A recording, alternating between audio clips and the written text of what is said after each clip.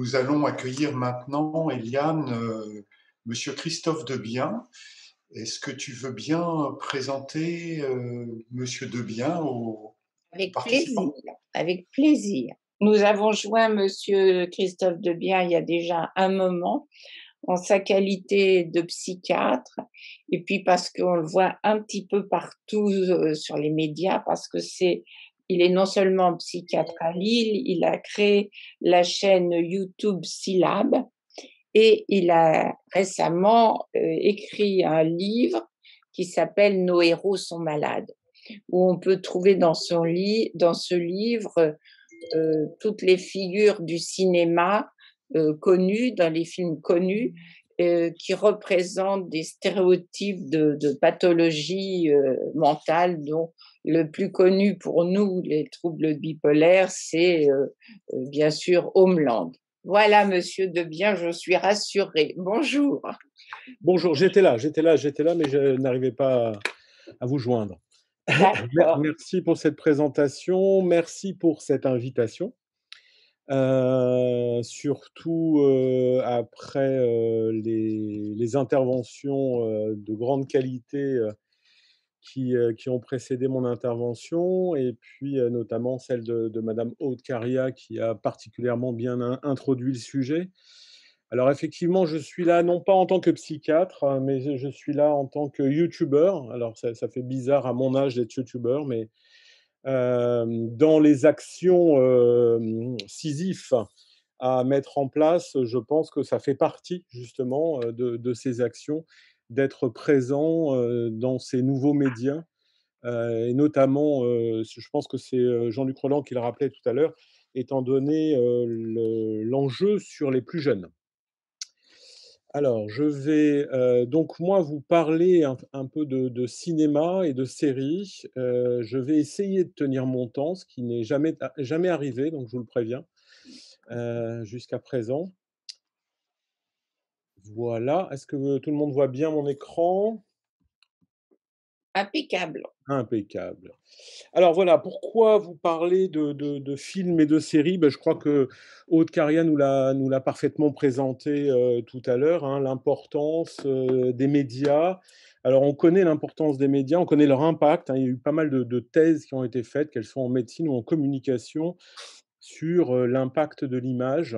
En termes de on estime, hein, par exemple, que si vous associez, une image, animée et une information, eh bien, 3 jours après, vous retenez 65 du message, hein, et si vous aviez fait la même chose sur un texte, vous ne retiendriez que 10 du message. Donc on voit l'importance, hein, de l'image, des films. La période covid nous a aussi, poussé à aller vers ce média, à consommer un peu plus de séries, enfin beaucoup plus de séries d'ailleurs, que d'habitude, et donc aller voir un petit peu ce qui se passe, autour de la maladie mentale, même autour de la santé mentale au cinéma et dans les séries. Ça paraît, important parce qu'on sait que ça a un impact, on en a parlé en termes de stigmatisation, mais ça peut avoir aussi un impact très important en termes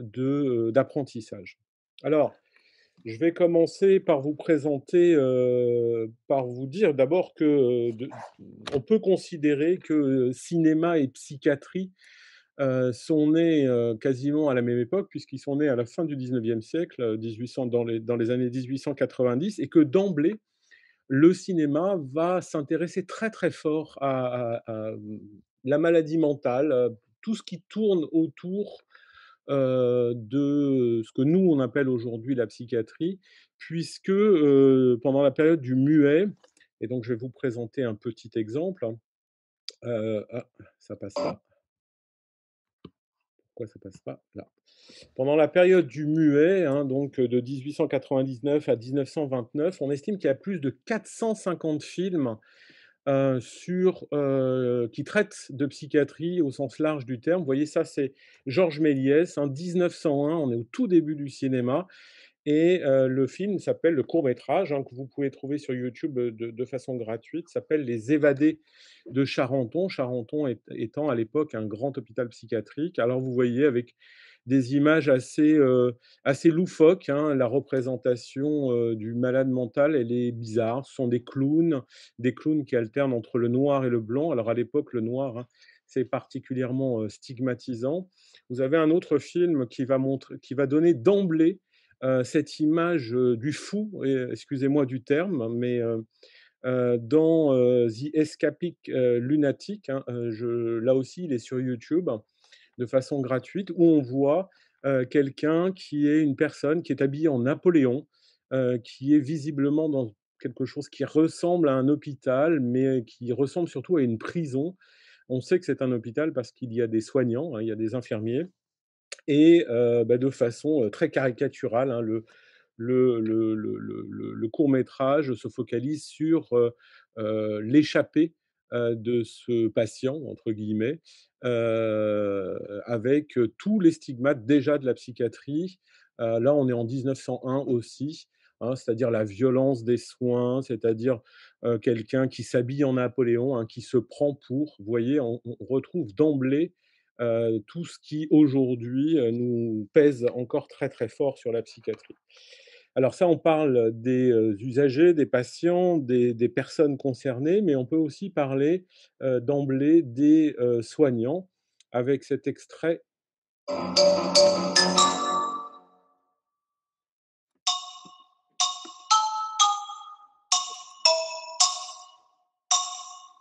Alors le docteur Mabuse est psychiatre et il est psychiatre. Vous voyez qu'il donne envie, hein, tout de suite.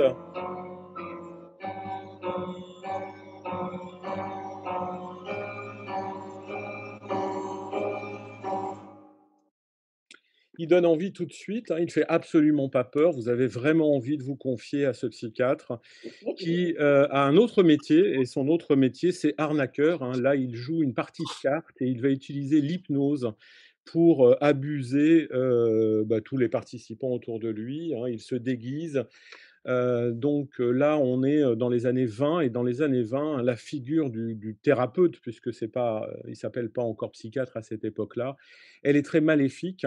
Elle est là pour, manipuler, très souvent par l'hypnose et pour abuser les gens, faire commettre des meurtres, ou toucher de l'argent.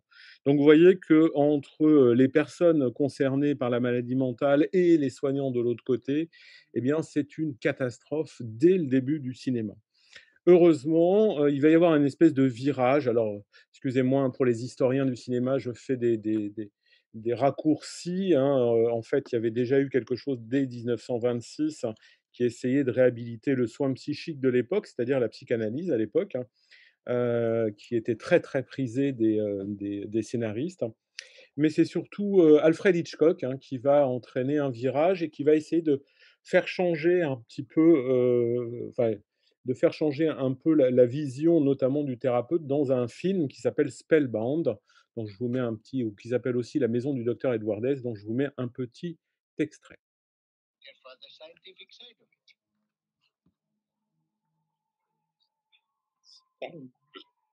Leaning over the sloping roof of a high building was the man with the beard. I yelled at him to watch out. Then he went over, slowly, with his feet in the air. And then I saw the proprietor again, the man in the mask. He was hiding behind a tall chimney, and he had a small wheel in his hand. Alors, ce qui est intéressant dans cet extrait, qui est sorti de son contexte, donc vous avez du mal à le comprendre et je le comprends, c'est que la personne qui est censée être malade, hein, et donc est sur le divan de façon assez classique et on va analyser son rêve. Alors ce rêve, pour ceux qui sont amateurs de Dali, ont reconnu que c'était effectivement le grand maître qui avait mis en scène, ce rêve, ce qui a été une catastrophe à la fois pour, le film et à la fois, pour nous aujourd'hui parce que, Hitchcock a été tellement déçu, de cette, collaboration avec Dali qu'il a décidé de ne plus représenter l'inconscient. À l'époque, c'était ce qu'il essayait de représenter et donc du coup, il va, être à l'origine d'un des mythes, hein, très, très forts sur la schizophrénie, c'est-à-dire la double personnalité, puisque dans Psychose, comme il a été déçu, par la représentation, faite de l'inconscient par Dali, eh ben, il va, introduire le mythe de la double personnalité, hein, puisque vous savez que dans Psychose, justement, l'explication, de, la schizophrénie, eh ben, c'est que le patient se prend à la fois pour, lui-même et sa mère, et c'est sa mère qui assassine, et on retrouve aussi un premier stigmate très, très fort, sur la schizophrénie qui colle encore à la peau, des, personnes atteintes de schizophrénie, c'est-à-dire l'association à la violence. Donc vous voyez que déjà Hitchcock va être déjà dans cette ambivalence. À la fois, il utilise, il montre, les troubles mentaux de quasiment dans tous ses films, et à la fois de façon, positive, hein, et à la fois de façon très, très négative. Mais surtout, ce qu'on retient, lorsque l'on parle de cinéma et psychiatrie, c'est ce film.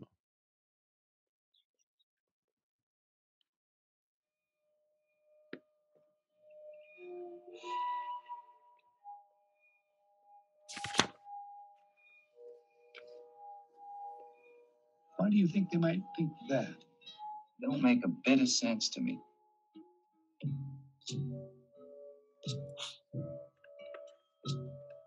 Do you think there's anything wrong with your mind, really? Not a thing, Doc. Excuse me, man. Alors, je pense que vous avez tous et toutes reconnu ce film, Un vol au-dessus d'un nid de coucou. C'est assez impressionnant, Vol au-dessus d'un nid de coucou, pour montrer à quel point on peut marquer, la population. C'est qu'aujourd'hui, si on fait, lorsqu'on a fait un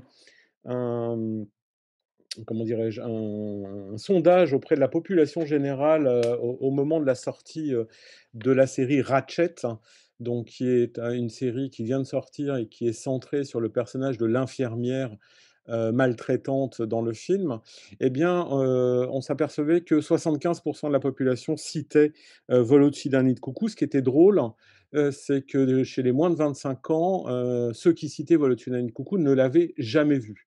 Donc là aussi, c'est assez, enfin, tout à l'heure, Aude Caria parlait de Sisyphe, hein, pour lutter, contre les mythes. Ben, on voit bien à quel point les mythes perdurent alors que les gens n'ont pas vu le film. Et pour faire un peu une transition, vers ce que je veux dire dans une deuxième partie, ce qui est assez intéressant, c'est que Vol au-dessus d'un nid de coucou ne parle pas, Jack Nicholson n'est pas atteint de maladie mentale, hein. D'ailleurs, c'est la question qui est posée par le psychiatre dès le début. Puisque, et je crois que tout le monde l'a oublié, hein, alors que Jack Nicholson est montré comme un personnage très romantique, hein, qui lutte contre un système, et cetera, et cetera. Une espèce de Robin des Bois. En fait, on oublie qu'il est là parce que, il essaye d'échapper à la prison parce qu'il a été, auteur de viols, sur, des jeunes filles de moins de 15 ans, et d'ailleurs le psychiatre n'est pas dupe, hein, puisqu'il lui dit qu'il a rien à faire là. C'est, Miss Ratched, hein, donc l'infirmière chef qui, elle, décide de traiter, je ne sais pas quoi, puisque là, ça on est de l'ordre de la prison et non pas du trouble mental, avec de façon très coercitive, puisque, c'est là aussi, c'est dans ce film qu'il va y avoir une mauvaise image de, la sismothérapie. Miloš Forman, hein, qui a été interviewé, dans un excellent reportage, de décryptage de ce film, explique qu'il n'a jamais voulu faire un film sur la psychiatrie, pas du tout. Il a trouvé, dans cette pièce de théâtre, à l'époque c'était une pièce de théâtre, une parfaite allégorie de ce qu'il venait de vivre, dans le bloc de l'Est, hein. C'est-à-dire, une espèce de chape de plomb, hein, autoritaire sur, une population. Alors, heureusement, le cinéma peut faire, des avancer les choses, hein. J'ai cité ce film qui s'appelle Deer Hunter ou Voyage au bout de l'enfer. Alors, non pas, dans la maladie bipolaire, mais pour le trouble de stress post-traumatique. Il faut savoir que le trouble de stress post-traumatique n'est reconnu dans les classifications internationales, et donc il y a des propositions de soins derrière qu'en 1980. Ce film sort en 1978. Il fait partie de ces films, précurseurs qui vont parler de, ce syndrome, hein, de ces syndromes de stress post-traumatique, et probablement aider à, ce qu'il rentre à un moment, dans une préoccupation sanitaire, mais aussi politique, hein. Il faut savoir que le trouble de stress post-traumatique, notamment, est né, en tous les cas, a pu être reconnu sous l'impulsion, d'associations, hein. D'un côté, les vétérans du Vietnam et de l'autre côté, les associations féministes, des années 70 pour la reconnaissance des conséquences du viol. Et donc, ces mouvements, ont été portés au cinéma dans des œuvres un peu plus allégoriques, encore que dans Deer Hunter, on trouve exactement, la symptomatologie, du syndrome de stress post-traumatique. Donc on peut faire avancer les choses aussi avec le cinéma. Vous avez cité, Carrie Matheson, et ben, la voilà. Of shock treatment? It's not cuckoo's nest, Saul. They use ultra brief pulses now, and it's called electroconvulsive therapy. I don't care what it's called. They still attach electrodes to your skull, don't they? Still jolt you into a seizure? I need to do something. I can't take this anymore. Yes, you can. You're the strongest person I know. This'll pass. No, it won't pass. Alors, ce qui était très intéressant dans cette série, c'est d'abord que c'est une série. Alors, vous allez me dire pourquoi il dit ça? Bah, tout simplement parce que une série peut s'étaler sur, plusieurs heures, hein, comme vous le savez, alors qu'un film n'a qu'1 heure et demie, 2 heures et demie quelquefois pour, installer les choses et pour rendre compte de la subtilité, de l'entrée, dans un trouble psychique, de la subtilité des conséquences sur les familles et des conséquences sur le travail, sur voilà, l'environnement, mais à la fois aussi des conséquences de l'environnement sur le patient. Eh bien, c'est vrai que le cinéma n'a pas forcément le temps d'installer tout ça. Et c'est vrai que la grande supériorité des séries, c'est d'apporter de la subtilité autant dans, la symptomatologie et les conséquences, que aussi dans le traitement, hein. Hélas, le traitement, de la plupart des maladies, d'ailleurs pas que des maladies mentales, ne se fait pas du jour au lendemain, hein. Il n'y a pas de miracle, mais c'est un long chemin, que l'on doit, parcourir ensemble. Et bien cette série Homeland, donc avec Carrie Mathison, incarne ça de façon quasiment ou très peu caricatural. Il y a des moments qui sont assez, caricaturaux dans la série, mais encore une fois, on est dans la fiction. Mais globalement, il y a un effort véritablement didactique de déstigmatisation au niveau, des troubles. Déjà, Carrie, elle a un métier et pas n'importe quel métier. Elle travaille pour les services secrets, donc on voit, et le message, il est très clair. On peut être atteint de troubles mentaux et avoir un métier sérieux, et ça, je pense que c'est déjà très, très important d'avoir une série qui affirme ça. Il y a des conséquences de la maladie sur, le métier, mais il y a des conséquences du métier sur la maladie, et c'est d'ailleurs cette interaction qui est très intéressante au cours des 8 saisons. Et puis il y a cette scène qui tente de réhabiliter, la sismothérapie, hein, qui est expliquée par Carrie elle-même, hein, que la souffrance qu'elle ressent, demande un traitement, elle en peut plus. Et ce qui est assez intéressant, c'est que son chef, hein, Saul, lui, je vous ai pas mis la scène en entier, mais lui donne la tous les arguments de la stigmatisation, contre la sismothérapie. Moi, je conseille à tout le monde, de regarder au moins la première saison, de cette série. D'abord, c'est une série qui est très bien faite, par ailleurs. Autre chose, si on parle de, psychose en général, de schizophrénie, la plupart des films, je vais dire 90 des films, que j'ai pu, voir, eh bien, montrent le patient atteint de schizophrénie comme dangereux. Eh bien, il y a qu'un film, enfin, il y a en grande partie un film de cinéma qui a marqué positivement les esprits, c'est celui-ci.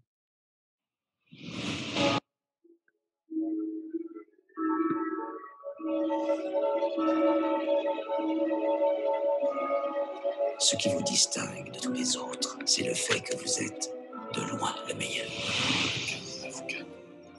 5. Vous n'avez jamais eu de certitude, professeur Nash? Trouver une idée vraiment originale, c'est le seul moyen pour moi d'arriver à me distinguer. J'ai rencontré une fille. Alors voilà, un homme d'exception, hein, c'est un film qui a eu un succès grand public, qui est tiré qui est librement adapté d'un fait réel, hein, de la vie de John Nash, qui a été un prix Nobel, qui est très intéressant, je trouve, parce que là aussi, eh ben, on montre qu'il est possible d'être atteint d'une maladie mentale et d'avoir une vie classique, hein. J'aime pas du tout le terme de normal, hein.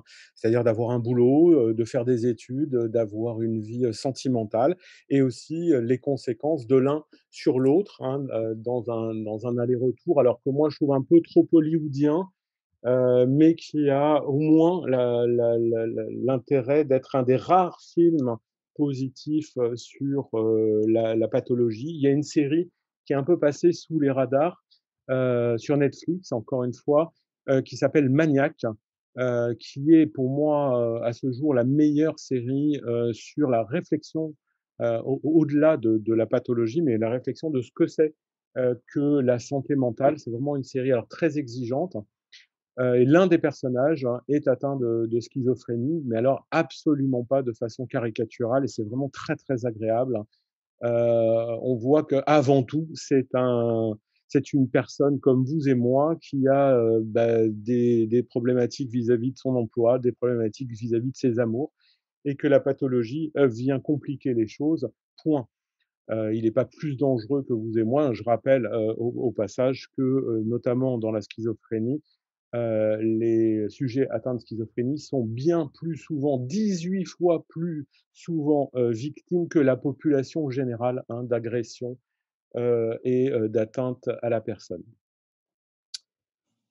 I find I have to be the sad clown, laughing on the outside, crying on the inside. I feel exhausted just talking about it.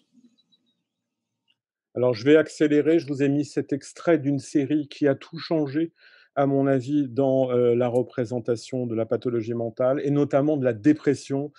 C'est Les Sopranos, 1999. Là encore, l'avantage d'une série, c'est de pouvoir s'allonger dans le temps et donc d'être beaucoup plus subtil. Et Les Sopranos, ben, on peut lui reprocher beaucoup de choses à ce chef de la mafia, sauf d'être faible. C'est un chef de la mafia qui va développer une dépression grave. Là encore, c'est une série qui est tout en subtilité sur la pathologie. La pathologie est au centre de la série, avec ses allers-retours constants entre les conséquences sur sa vie personnelle, sa vie entre guillemets professionnelle. Je ne sais pas si on peut parler de profession pour la mafia, et cette pathologie, on y retrouve de tout, le rejet des traitements médicamenteux, le rapport, aux soins, la honte d'aller voir les soins, hein. Il va voir, sa psychiatre, en douce parce que vous imaginez que quand on est parrain de la mafia, on ne peut pas montrer une faiblesse, hein, c'est comme ça qu'il le dit. Enfin, là encore, on a quelque chose qui, sur le plan didactique, est tellement intéressant que moi je l'utilise avec les internes de psychiatrie. Je vais vous citer très rapidement 13 Reasons Why, qui a été une série qui, pour moi, est la meilleure série de prévention du suicide, notamment la première saison. Alors, j'ai pas le temps de développer là, mais il y a beaucoup de choses qui ont été dites et écrites. C'est vraiment une série à voir avec ses adolescents lorsqu'on sent qu'ils vont pas bien, à voir avec ou à voir de son côté et pour pouvoir en discuter. Parce que c'est ça aussi, le pouvoir des séries et des films, c'est qu'on peut les regarder chacun de son côté pour aborder, dans une discussion, un sujet qui peut paraître difficile. Et puis je vais finir, parce que je crois que je vais finir par déborder le temps, par ce film quand même qui m'a beaucoup touché, qui est sorti, hélas, en plein milieu de la pandémie, donc qui n'a pas eu de distribution à la hauteur de la qualité de ce film. C'est La forêt de mon père, hein, que je vous invite à voir maintenant en vidéo, et puis je crois il est sur quelques plateformes de streaming. Bien, Isabelle.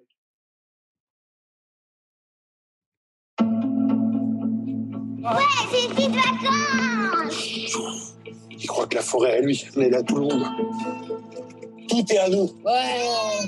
Laissez les enfants, j'arrive pas à me concentrer.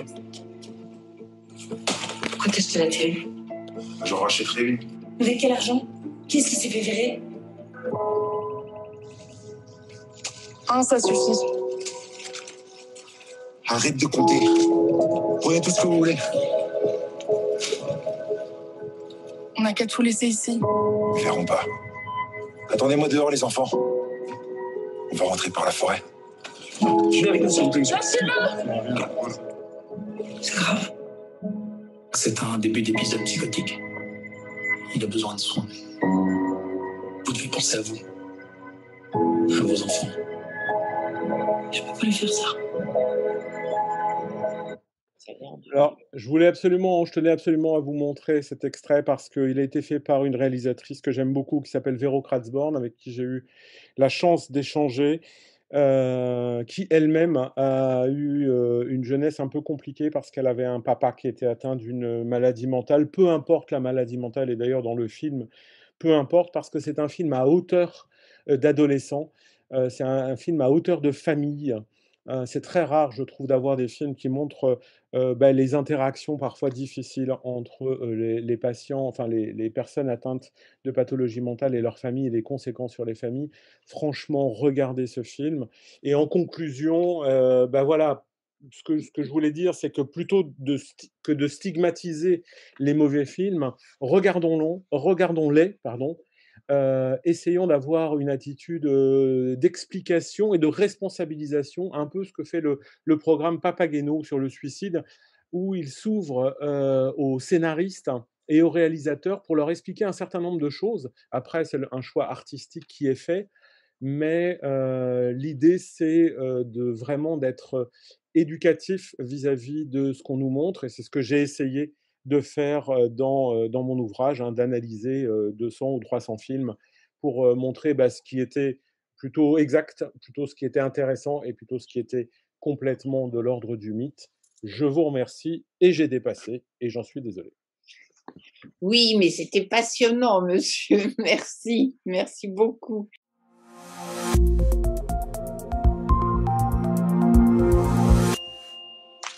Nous allons passer donc à la présentation de Céline Loubière. Donc Céline, vous avez une maîtrise en anthropologie de la santé, vous avez complété par un master en éthique médicale, puis un master en santé publique. Et au Psychom, depuis 2012, vous vous appuyez sur ces compétences en sciences humaines et sociales pour valoriser et promouvoir les savoirs expérientiels des personnes qui vivent avec des troubles psychiques. Nous vous donnons la parole. Merci beaucoup. Merci beaucoup pour l'invitation. Donc, je vais effectivement au Psychom, en fait, j'ai pour l'une de mes missions, c'est de développer ce qu'on a appelé la participation des usagers. Donc, c'est faire intervenir dans le plus possible, soit dans les actions qu'on va développer, les outils qu'on va proposer et les contenus qu'on va élaborer.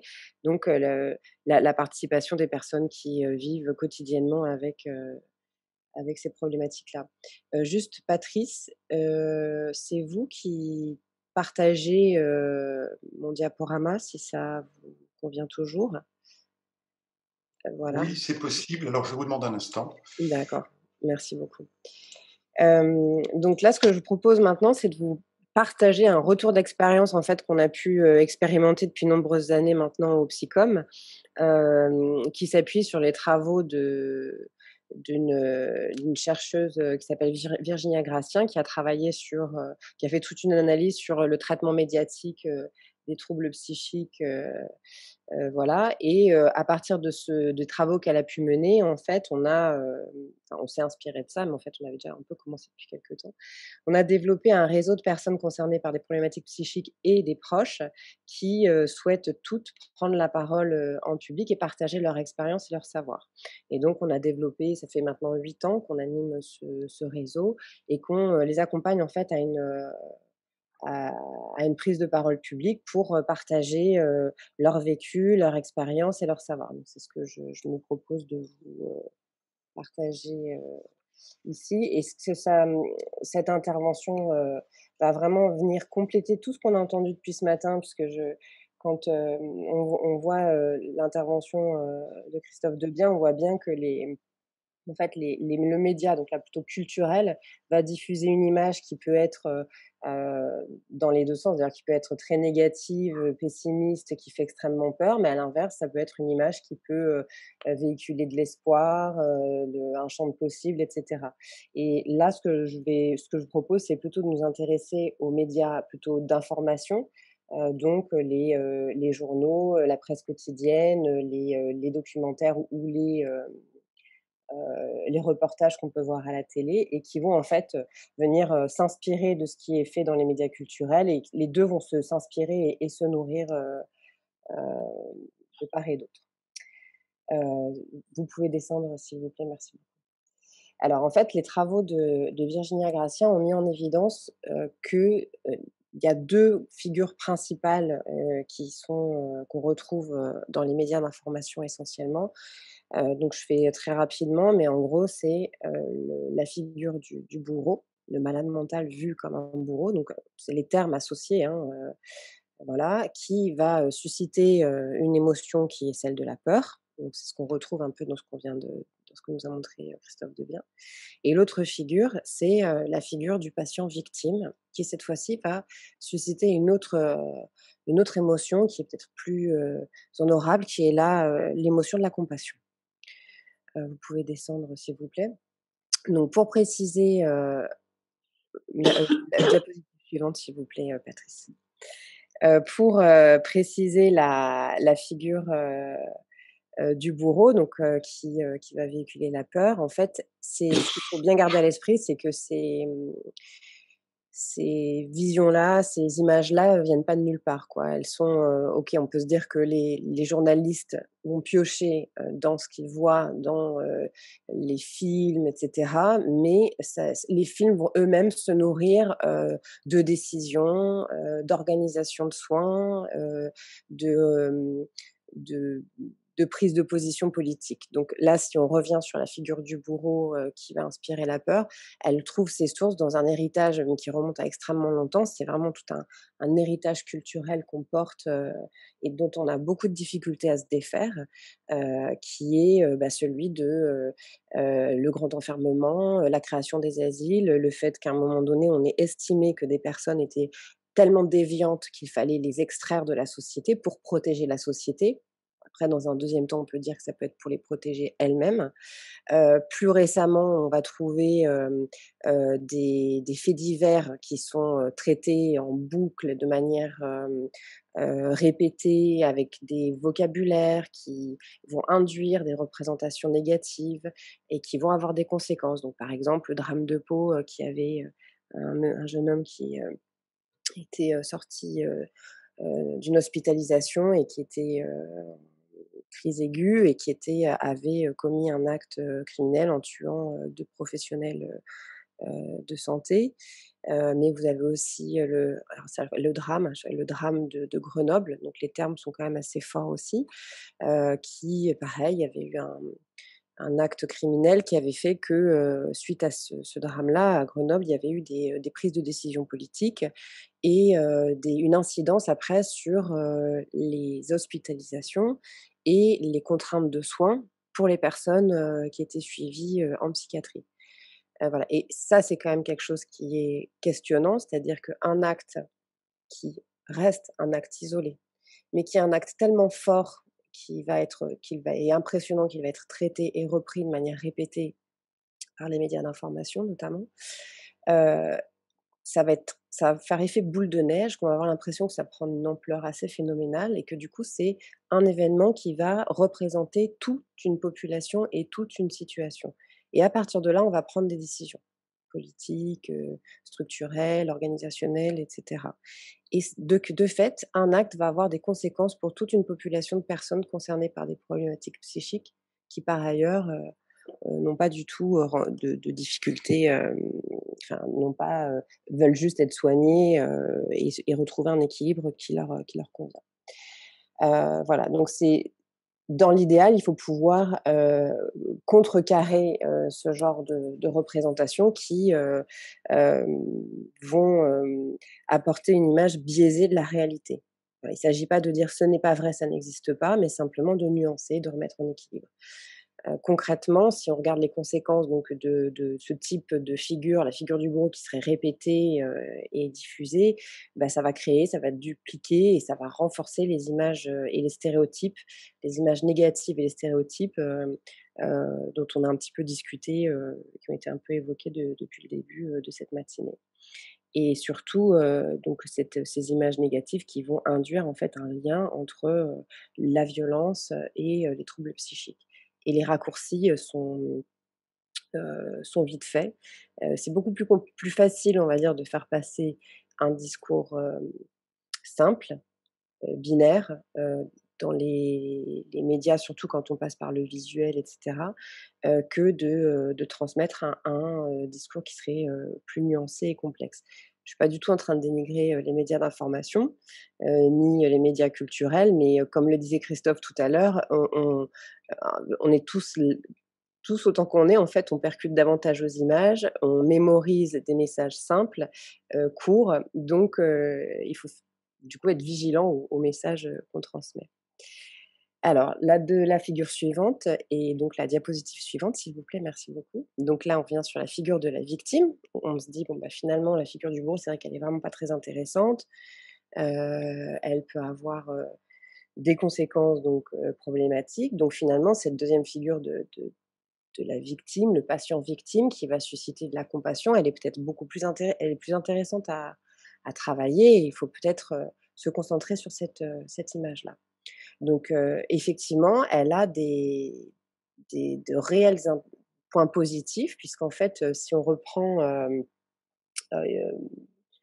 un exemple en fait, vous pourrez chercher après sur internet si vous le souhaitez. Donc en début du 19e siècle, il y a une photographe qui est partie faire un reportage photo, dans un hôpital psychiatrique à New York, donc ça remonte, hein, on était au début du 19e. Elle s'est faite passer pour, elle-même, malade psychique pour être hospitalisée et en fait, elle a vu des conditions de vie, de soins, qui étaient, inhumaines, qu'elle a photographiées, elle a tenu un journal et cetera. Et suite à cette immersion, elle en a sorti, elle a publié, un texte dans un journal, je crois que c'est, je veux pas vous dire n'importe quoi, j'ai oublié le titre du journal, mais elle a dénoncé une situation qui était intolérable et suite à ça, l'hôpital a été fermé et il y a eu heu, des grands remaniements pour, repenser, le soin, notamment à New York et aux États-Unis. Heu, un exemple, qui avait été proposé là très récemment dans Télérama, qui s'appelle «Le jour où le fil d'Ariane s'est cassé», qui a vraiment mis en avant aussi, des situations très critiques, comment je pourrais dire ça? De rouleau compresseur, quoi. La personne se retrouve, parce qu'il y a eu un moment donné dans sa vie quelque chose qui s'est brisé, elle est prise dans des rouages, dans quelque chose d'extrêmement compliqué, donc dans un système psychiatrique qui, fait qu'elle n'arrivait plus à s'exprimer, à être entendue et à défendre ses droits. Donc cette, quand les, journalistes, d'information, les médias d'information se positionnent, et s'appuient sur cette figure-là, c'est intéressant parce qu'ils là, ils peuvent être donc des lanceurs d'alerte, ils peuvent dénoncer des vérités qui posent problème, des droits qui ne sont pas respectés, des organisations, des pratiques, psychiatriques qui questionnent et cetera. Donc là, c'est intéressant. La seule limite avec cette figure-là, c'est que la personne, qui est, donc concernée par les problématiques psychiques n'est que victime. Elle est, elle est, prise, elle est aux prises avec un système qui est, oppressant et sur lequel elle n'a aucune prise justement. Elle ne peut pas agir, voilà, c'est comme ça qu'elle est, elle est montrée. C'est les personnes concernées par des problématiques psychiques, ne sont pas du tout envisagées comme des acteurs, comme des personnes qui, vont, contribuer à changer, les perceptions, et cetera. Diapositive suivante. Donc ce qu'on peut se demander, c'est si on ne peut pas avoir une troisième figure et c'est celle sur laquelle on travaille, notamment au Psychom. Vous pouvez dérouler encore un petit peu, merci. Donc ce serait la figure du citoyen. Donc c'est ce qu'ont abordé les intervenants précédents, la citoyenneté, remettre de la citoyenneté dans tout ça. On parle de maladie, on parle de psychiatrie, mais finalement, avant toute chose, il s'agit de personnes. Ça peut paraître un peu bateau de le dire, mais au contraire, peut-être qu'il faut parfois rappeler des principes de base. C'est-à-dire que donc en sortant de la figure du bourreau, avec la peur, de la victime, avec la compassion, et en proposant une figure de l'usager citoyen, du patient citoyen, qui va s'inscrire dans une démarche d'acteur, où il va participer, il va contribuer à diffuser une information sur ces problématiques, on peut modifier les perceptions. Vous pouvez dérouler, s'il vous plaît. Et là, ça rejoint un petit peu à ce que disait Aude-Caria tout à l'heure sur les pratiques qui peuvent agir sur ces représentations sociales, sur les actions qu'on peut mener. Donc, en diffusant, en s'appuyant sur cette figure médiatique du patient citoyen, on va l'appeler comme ça, on va clairement augmenter et améliorer le niveau de connaissance sur les questions de santé mentale. Surtout, on va donner une vision plus juste de ce que sont ces problématiques. Puisqu'en fait, on va vraiment croiser les regards entre ce que pourrait dire un professionnel, ce que peut dire un politique, ce que peut dire un chercheur, mais surtout ce que peut dire une personne qui vit avec ces troubles-là et ce que peut dire un proche également. L'idée aussi, c'est de pouvoir donner la parole à des gens qui vont parler de leur quotidien et pas uniquement de situations de crise ou d'oppression. Et surtout, on donne la parole aux personnes directement concernées. Et donc ça, c'est quelque chose qui est très intéressant. Vous avez quand même de plus en plus de journalistes et d'émissions qui s'inscrivent et puis notamment de séries, là, c'est ce que nous montrait Christophe Debian, qui s'inscrivent dans cette approche-là. Voilà, vous avez par exemple dans Les Yeux d'Olivier, l'émission aussi là, sur 28 minutes là, qui passe sur Arte. Voilà, donc après, ça reste un type d'émission. Voilà, donc je vais accélérer un petit peu, je vais dérouler, passer à la diapositive suivante pour vous partager assez rapidement donc l'expérience qu'on a menée au Psychom. L'idée, c'est de se dire, enfin ça c'est référencé, étudié, etc. C'est que l'un des facteurs positifs qui va agir positivement sur les représentations sociales négatives, ça va être donc de donner la parole aux personnes concernées, aux proches, de permettre une rencontre entre le grand public qui connaît rien à ces thématiques-là et les personnes qui vivent avec ces troubles psychiques. Donc on a développé un réseau de personnes qui ont envie de partager leur histoire, leur vécu. Alors pas tout de leur histoire, mais des morceaux de vie. Et qui sont des personnes qui sont prêtes à prendre la parole publiquement. Donc le bénéfice, il y a un réel intérêt à ce que les personnes diffusent leur savoir, leurs compétences, prennent la parole, s'expriment le plus largement possible. C'est pas nécessairement, ça peut être en public auprès de médias, mais ça peut être aussi dans le cadre de conférences, de colloques, de cours, d'actions de sensibilisation. Ça peut prendre des formes très très variées. L'expression peut être orale, mais ça peut aussi être une expression écrite. Voilà, il y a plein de formats, de façons et de niveaux de participation. Mais quand on est vraiment dans une prise de parole publique, l'intérêt, c'est que pour la personne qui vous écoute, en fait, ça va réduire la distance entre ceux qui vivent ces problématiques et ce fameux grand public dont on parlait, qui ne connaît pas grand-chose à la question. Les prises de parole basées sur des récits de vie vont rendre le sujet beaucoup plus audible et accessible. On comprend mieux de quoi il s'agit parce que, qu'on le veuille ou non, en tant que professionnel, on utilise des jargons, on va faire des raccourcis et puis on est sur une transmission d'informations froides.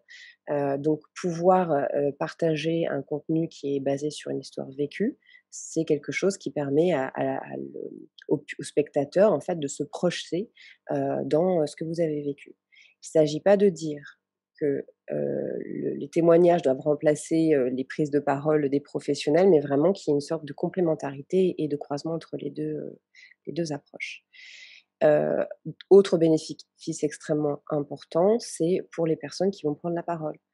Il y a une réelle valorisation de l'expérience, des savoirs qui ont été acquis, hem, une reconnaissance de la part, de professionnels et puis d'un public, des savoirs, que vous transmettez et des expériences et vous participez du coup à contribuer, enfin, à apporter une connaissance plus juste de ces problématiques.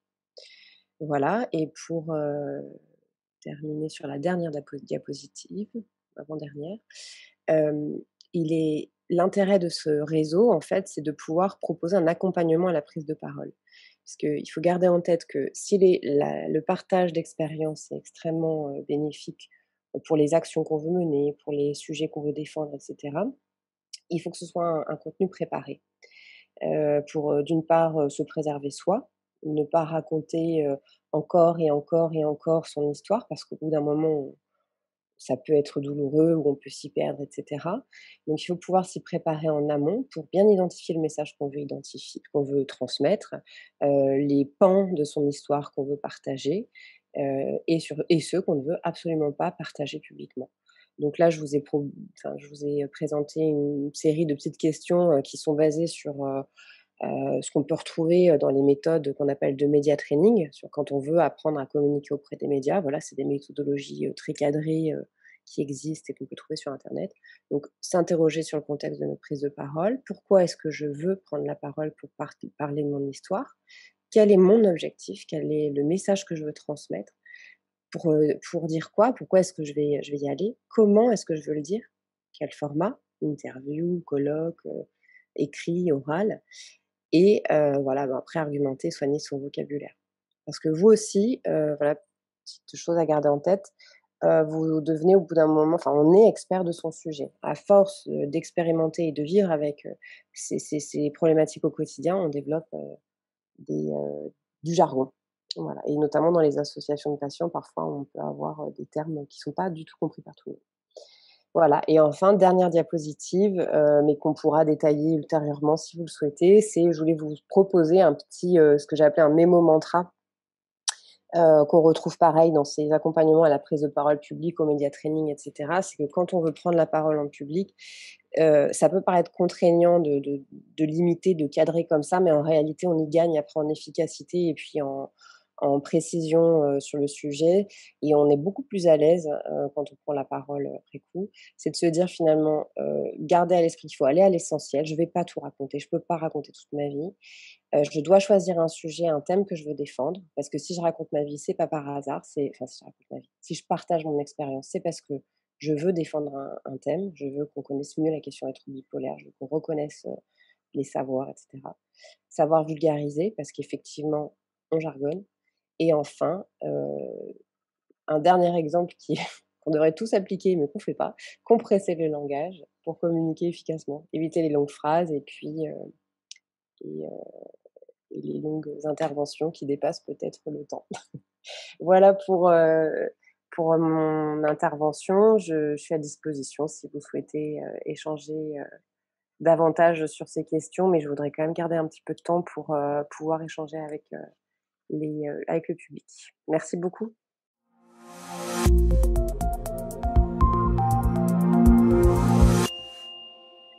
Il y a beaucoup de questions, enfin de réflexions et de commentaires sur Monsieur Debien, sur les films, etc., où les gens s'interrogent sur quels films ils ont vu et tout ça. Moi, j'ai une petite question, Monsieur Debien. Avez-vous vu récemment la série Black Box? Eh ben non. Ah, alors, je le dis parce que bon, c'est une neurologue qui est atteinte d'un trouble bipolaire type 1 et ils la suivent donc dans différentes situations. Bon, c'est bien sûr un petit peu exagéré comme d'hab, mais ça me paraît quand même très, très représentatif et elle est quand même sympathique.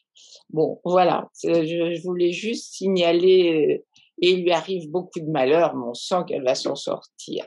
C'est donc une série toute récente, Black Box. Eh ben, j'irai voir là. Je suis du côté d'Arte en ce moment, notamment avec la première version de Maniac, hein, puisque j'avais vu la série que j'ai citée tout à l'heure, Maniac. Moi, j'ai vu la version de Netflix, hein, qui est une version américaine. Et là, je suis allé voir la série initiale, hein, qui doit être norvégienne, je crois, qui est vraiment très très bien aussi. Mais alors là, qui est plutôt sur la schizophrénie. Mhm. Pour revenir à ce que disait Céline Loubière, il y a effectivement des émissions sur les différentes pathologies psychiques, notamment dans Les yeux d'Olivier, que, que je trouve habituellement vraiment très, très bien faite. Un journaliste, je ne sais pas exactement quelle est sa formation, qui sait s'effacer derrière les personnes qu'il présente très bien. Pour moi, c'est un modèle, cet homme. Je ne sais pas ce que vous en pensez, vous l'avez cité. Vous connaissez? Ouais. Alors je le connais pas personnellement, mais c'est vrai qu'il typiquement, il est vraiment il laisse la parole, en fait. Il laisse vraiment les gens dérouler et ce qui est intéressant aussi, c'est qu'il est vraiment sur cet angle citoyenneté, quoi. Enfin, de la personne, qui va raconter, comment ça se passe au quotidien sans être ni dans une sorte de lissage, que tout est parfait et cetera, mais ni dans quelque chose de Pathos, oui. oui, dans le pathos non plus, ou dans la souffrance absolue. Je trouve qu'il montre vraiment enfin, il permet aux gens d'exprimer leurs forces et leurs ressources et leur fragilité, en fait, les gens dans leur complexité. C'est ça qui est intéressant. Donc oui, il y a lui, puis il y a d'autres maintenant qui commencent à s'y mettre, effectivement.